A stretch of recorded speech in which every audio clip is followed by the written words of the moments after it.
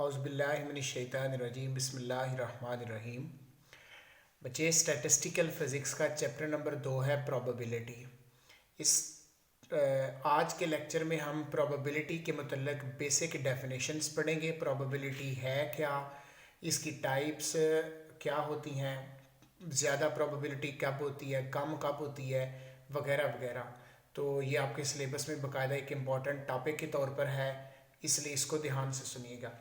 आपने आम तौर पे देखा होगा कि हम जब टास्क करते हैं या लूडो खेलते हैं तो टास्क के अगर एग्जांपल में देखें तो उसमें चांसेस या तो हेड के होते हैं या टेल के होते हैं। मतलब एक चांस ये है कि हेड आ जाएगा, एक चांस ये है कि टेल आ जाएगा। इसी तरह अगर लूडो खेलते हैं तो इक्वल चांसेस हैं कि उसमें एक का दाना आ जाएगा, दो आ जाएगा, 3 4 5 एंड 6, इस तरह सो ऑन है। प्रोबेबिलिटीज़ है। प्रोबेबिलिटीज़ के अंदर हम ये पढ़ते हैं कि किसी भी चीज़ के, किसी भी वाक़या के रौनमा होने के कितने चांसेस हैं। तो आइए सबसे पहले आगाज़ करते हैं डेफिनेशन से। प्रोबेबिलिटी में को डिफाइन कुछ यूँ किया जाता है, the number of chances in an outcome of a system. Outcome से मुराद है जो हमारे पास रिजल्ट्स आ रहे हैं। फॉर एग्जांपल हमारे पास एक हेड और टेल के चांसेस के लिए एक एग्जांपल दी गई है कि मैंने एक सिक्का फेंका ऊपर को, तो चांसेस है कि हेड भी आ सकता है, ये भी चांसेस है कि टेल भी आ सकता है। तो वो जो हेड और टेल का आना है वो हमारे पास आउटकम्स हैं, जो हमें रिजल्ट्स हासिल हुए हैं। यहाँ पे एक एग्जांपल नेक्स्ट हम डिस्कस भी करेंगे कि let we do a toss with the probability of head and tail will be in 3 different turns.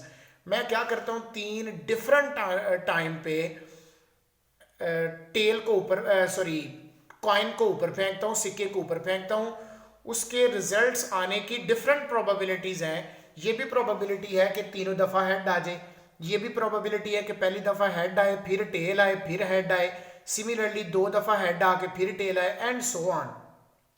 ये जो हमारे पास डिफरेंट रिजल्ट्स हासिल हुए हैं ना, these are known as outcomes. So the number of chances of an outcome, किसी भी outcome के अंदर जो नंबर ऑफ चांसेस होते हैं उस चीज को हम प्रोबेबिलिटी कहते हैं। अब प्रोबेबिलिटी को एक और तरह से भी डिफाइन किया जा सकता है कि it describe the possible repetition of an event. ये देखिए बच्चे, ये रेपिटेशन है, हेड आ रहा है, फिर हेड आ रहा है, कभी टेल आ रहा है, कभी हेड आ रहा है, मीन डिफरेंट पॉसिबिलिटीज की रेपिटेशन का नाम भी प्रोबेबिलिटी ही है। तो अगर बाय फार्मूला मैथमेटिकली अगर हम प्रोबेबिलिटी किसी भी इवेंट की मालूम करना चाहते हैं तो प्रोबेबिलिटी का फार्मूला होता है number of ways which are favourable to an event, यानी कि वो नंबर ऑफ वेज जो किसी भी इवेंट के अंदर फेवरेबल है। फेवरेबल से मुराद है कि हम चाहते हैं कि हेड आए, हम चाहते हैं कि टेल आए, हम चाहते हैं कि लूडो के दाने के लिए 2 आए, 4 आए, 6 आए। वो जो फेवरेबल इवेंट के होने के चांसेस है, but total number of possible ways, total कितने पॉसिबल वेज में एक भी आ सकता है, 2 भी आ सकता है, 3 भी आ सकता है, एंड सो ऑन। सो बटा टोटल है नंबर ऑफ पॉसिबल वेज। अगर आप इसको मैथमेटिकली बयान करें तो P बराबर है M/M। N, M से मुराद होता है जो पॉसिबल आउटकम फेवरेबल है, और N से मुराद टोटल जो नंबर ऑफ पॉसिबल वेज है। फॉर एग्जाम्पल हम चाहते हैं कि ये मेरे पास हेड और टेल के लिए एक एग्जांपल है, हम चाहते हैं कि तीनों दफा हेड आए, तो इसमें ये हमारे पास पॉसिबल आउटकम है। अब टोटल कितनी प्रोबेबिलिटीज हैं, मतलब टोटल कितने उसके पॉसिबल वेज हैं, ये हमारे पास टोटल जितने भी आपके सामने हैं। तो बेसिक इसका फार्मूला निकला P बराबर है M/N। P से मुराद प्रोबेबिलिटी है, M से मुराद जो फेवरेबल इवेंट है जो हम लाना चाह रहे हैं, जो आ चुका है, और बटा total number of possible ways जो उस इवेंट के अंदर आ सकता है। तो next one is a event. अब ये प्रोबेबिलिटी के टॉपिक के अंदर एक इवेंट का लफ्ज बार बार यूज होगा, तो इवेंट को कुछ यूं डिफाइन करेंगे, the collection of all the possible outcomes. ये हमारे पास सब आउटकम्स आई थी, इन सब को इकट्ठा कर दें तो that is known as a event. So the collection of all the possible outcomes या all the possible results are is known as a event. और be remember, event is a subset of outcomes. ये हमारे पास सारी outcomes आई थी, ये फर्ज किया कोई एक इवेंट है, तो ये इवेंट जो है यकीनन बच्चे इसका सबसेट है। अगर ये ले लें तो ये इवेंट जो है वो ये इसका सबसेट है, इसलिए ये लिखा जाता है कि event is a subset of outcomes या पॉसिबल आउटकम्स। नेक्स्ट है, ये कुछ इंपॉर्टेंट लाइंस हैं, इनको बच्चे ध्यान से सुनिएगा। ये जरा लाइन गौर से सुने। कहते हैं probability can be expressed in discrete form like 0 and 1। Probability को हम डिस्क्रीट से मुराद होता है डिजिटल फॉर्म, यानी कि 0 और 1 की सूरत में हम प्रोबेबिलिटी को बयान कर सकते हैं। 0 प्रोबेबिलिटी से मुराद ये है कि जो हम चाहते थे वो नई चीज़ आई, और 1 से मुराद ये है कि जो हम चाहते थे वो चीज़ आउटपुट पे अपीयर हो गई है। इसको मजीद कुछ यूँ लिखता है, if certain event is not appeared, जैसे कभी मैंने बताया कि जो चीज़ हम चाहते थे वो नहीं आई, नॉट अपीयर्ड, तो उसकी प्रोबेबिलिटी 0 ली जाएगी। और अगर कोई इवेंट अपीयर हो गया है, कोई इवेंट आ गया है, तो देन उसकी प्रोबेबिलिटी को 1 लिया जाएगा। If certain event is not appeared then probability is taken as 0 and its probability is 1 if that is appeared. If appeared यानी कि अगर कोई इवेंट अपीयर हो गया तो फिर उसकी प्रोबेबिलिटी हम 1 लेंगे, अदरवाइज 0 लेंगे। ये एग्जांपल आपके सामने है कि हम 3 डिफरेंट टाइम पे टास्क करते हैं, उसके लिए डिफरेंट चांसेस है, जो आपको एक जस्ट एग्जांपल के तौर पर नीचे डिस्कस किया गया है। अगेन कुछ मजीद कैरेक्टरिस्टिक्स हैं प्रोबेबिलिटी की। The first characteristic is all probabilities must be a non-zero in an event, यानी कि all probabilities must be non-zero in an event, यानी कि किसी इवेंट के अंदर सारी प्रोबेबिलिटी आ जाए। मतलब हम कहते हैं जी एक ही इवेंट के अंदर हेड भी आ जाए और टेल भी आ जाए, कहते हैं ऐसा कभी भी नहीं होता, और ऐसा भी नहीं होता कि ना हेड आए और ना ही टेल आए, यानी कि किसी भी इवेंट के अंदर कुछ ना कुछ जरूर आएगा, वो हेड आ जाए या टेल आ जाए। Probability must follow the additive property of an event, ये तो अल्टीमेटली 2 इवेंट है हमारे पास, एक का नाम P into A है, ये प्रोबेबिलिटी ऑफ फर्स्ट इवेंट है plus probability of second event है। दोनों इवेंट की अलहदा मतलब प्रोबेबिलिटी मालूम करें तो उन दोनों को जमा करें तो नेट किसी थर्ड सिस्टम के बराबर आएगी। ये बिल्कुल ऐसे ही है कि हमारे पास 2 + 3 का आंसर 5 आएगा, यानी कि एक इवेंट के अंदर कोई आंसर लेट के हमारे पास 2 था, एक के पास 3 है, अगर आप दोनों का सम करेंगे तो हमारे पास आंसर 5 आएगा।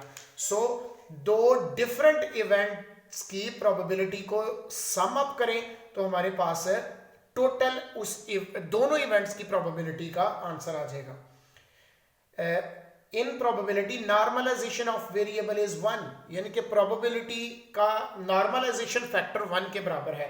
-∞ to +∞ से मुराद यह है कि उसमें जितनी भी आउटकम्स आ सकती थी उन तमाम प्रोबेबिलिटीज का नॉर्मलाइजेशन लें तो आंसर 1 आएगा। इसका जवाब नेक्स्ट पेज पे देखिएगा, आपको बताएंगे कि नॉर्मलाइजेशन से मुराद ये है कि हमारे पास हमेशा कोई ना कोई एक प्रोबेबिलिटी जरूर आएगी। नेक्स्ट हम इसको जब टोटल प्रोबेबिलिटी पढ़ेंगे उसमें नॉर्मलाइजेशन का मजीद कॉन्सेप्ट क्लियर हो जाएगा। अब नेक्स्ट है 0 प्रोबेबिलिटी, ये अभी थोड़ी देर पहले भी डिस्कस हुआ है। 0 प्रोबेबिलिटी से मुराद ये है कि अगर कोई इवेंट अपीयर नहीं होता या वो इवेंट आ ही नहीं सकता, the probability of an impossible event, कोई सी इवेंट के अंदर उसके चांसेस ही नहीं है, जिसके एग्जांपल यूँ देता है कि suppose a die have 6 faces and we expect the face 10 8 आए। फर्ज किया हमारे पास एक डाई है यानी कि लूडो का दाना है, उसके ऊपर अब डिजिट ही 6 लिखे हुए हैं और आप उसमें से एक्सपेक्ट करें कि हमें 8 का हिस्सा आ जाए, तो कहते हैं ऐसा तो कभी भी नहीं हो सकता। सो इम्पॉसिबल इवेंट क्या की प्रोबेबिलिटी 0 ली जाएगी। सो P बराबर m/n, अब क्योंकि उसकी प्रोबेबिलिटी है ये है कि वो आंसर आना ही नहीं है, इसलिए 0/6, क्योंकि हमारे पास टोटल इवेंट ही 6 है या टोटल उसके पॉसिबल वेज ही 6 है, तो 0/6 इज इक्वल टू 0 आ गया। The probability of certain sure event, अगर तो आंसर आ गया है, श्योर आंसर है, तो उसकी प्रोबेबिलिटी को 1 लिया जाएगा। फॉर एग्जांपल P बराबर m/n, हम चाहते हैं कि हमें 6 का डिजिट हासिल हो, तो हमारे पास 6 जो फेवरेबल इवेंट है डिवाइडेड बाय आ कितने पॉसिबल वे सकते थे 6, सो 6 डिवाइडेड बाय 6 आंसर इज 1। तो हमारे पास जो आउटकम पे आंसर 1 आ गया है, जो कि एक श्योर आंसर है, जिसने आना ही आना था। The last topic, the last heading is total probability. Total probability कैसे निकालते हैं, यहां से बच्चे ध्यान से सुनिएगा, यहां से नॉर्मलाइजेशन का कॉन्सेप्ट भी मजीद वाज़ेह हो जाएगा। If A is the number of case in which occur, let के ए वो केस है जिसमें इवेंट श्योरली अपीयर होगा, and B is the number of case in which event fail, और बी वो है जिसमें इवेंट नहीं आएगा। फॉर एग्जाम्पल है, हमारे पास एक हेड है और एक टेल है। हेड को आप ए का नाम दे लें और टेल को बी का नाम दे लें। ये लेट के हमने टास्क किया और हमारे पास आंसर हेड आ गया, तो उसकी प्रोबेबिलिटी कैसे निकलेगी, ए ओवर ए प्लस बी। ए हमारे पास जो फेवरेबल इवेंट था, जो आंसर आना था और आ चुका है, और ए और बी इसमें हमारा आंसर हेड भी आ सकता है और टेल भी आ सकता है। ये टोटल पॉसिबल वेज हैं। तो possible probability of occurrence of event, जो प्रोबेबिलिटी अकरेंस ऑफ इवेंट की है वो ए ओवर ए प्लस बी है, और जो फेलिंग ऑफ इवेंट है, अगर अकरेंस के लिए पढ़ना है तो बेटा ए ओवर ए प्लस बी है, और ये प्रोबेबिलिटी है कि अब वो इवेंट अकर ही नहीं हुआ। अगर अकर ही नहीं हुआ तो बी ओवर ए प्लस बी आ जाएगा। बी से मुराद फेवरेबल है और ए प्लस बी से मुराद है टोटल है। अब टोटल प्रोबेबिलिटी निकालना चाहते हैं, दोनों को सम अप करें, आंसर 1 आ जाएगा। 1 से मुराद यह है कि कुछ ना कुछ आंसर जरूर आएगा। This is known as a normalization. So total probability also give the normalization, जिससे हमें यह पता चलता है कि हमारे पास कुछ ना कुछ आंसर जरूर आना है, वो बेशक 1 आ जाए या बेशक हेड आ जाए या बेशक टेल आ जाए, हमारे पास कोई ना कोई आंसर जरूर आएगा। तो ये था बेटा नेक्स्ट लेक्चर, आज के लिए इतना ही था। अल्लाह हाफिज़।